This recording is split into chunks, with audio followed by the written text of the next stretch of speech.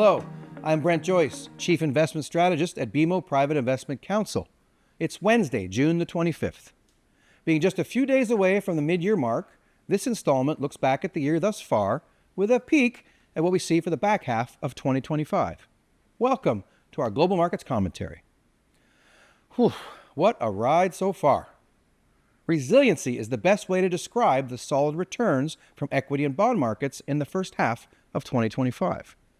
To resiliency, we add patience, a term we don't typically associate with capital markets in the short term. However, we do attribute it to savvy investors. Patience and resiliency are the long-term investor's competitive edge. The exercise of patience was key to achieving success against a fluid, really we should say chaotic, backdrop thus far in 2025. Our experience and success this year energize us to rely on these toned emotional muscles of patience and resiliency even more in the future. Given the extent of the shocks and potential shocks the global economy faced in the first half of 2025, investment results are better than one might imagine. A typical Canadian balanced investor has a year-to-date total return of 4 to 5%. We're getting the question often, how can it be so positive? We view the positive year-to-date results as a function of three key factors. Economies are in decent shape, better than initially anticipated.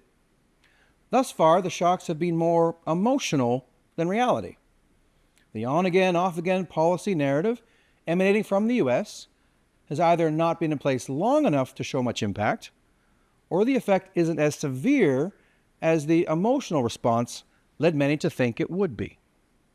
Lastly, critical feedback loops inherent in modern economies sent messages or revealed reality versus fiction, such that policy choices that were a risk too far were scaled back. There are still agenda items yet to be finalized.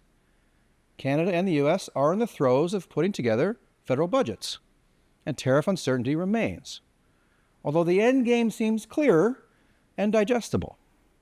However, with work still to be done, the constructive actions, consequences, and reactions feedback cycle that we have outlined still has further to unfold.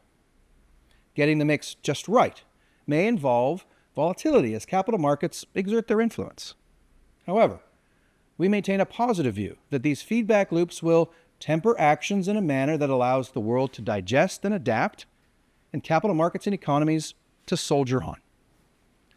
We see a longer list of things that could go right than the list of things that could go wrong. The major items on our list of potential risks include a return to threats of high tariffs, stagflation, an economic slowdown or recession, rising unemployment, geopolitical flare-ups, and higher bond yields resulting from profligate government spending. Our list of things that could go right include a milder inflation impact, tariff clarity, productivity gains from new technologies, lower interest rates, increased government efficiency, fiscal spending boosts in Canada, Europe, and China, and a better U.S. fiscal position.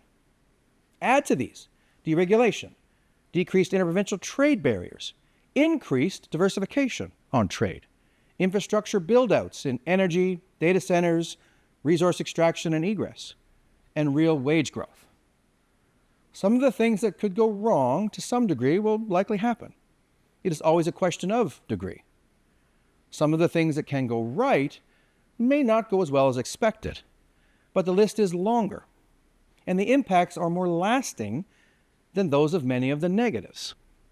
The negatives spark feedback loops that course-correct markets, policies, and economies.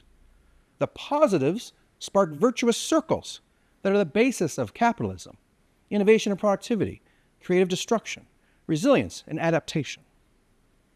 Uncertainty over the wait and see in the near term has us sticking close to home with our tactical asset mix.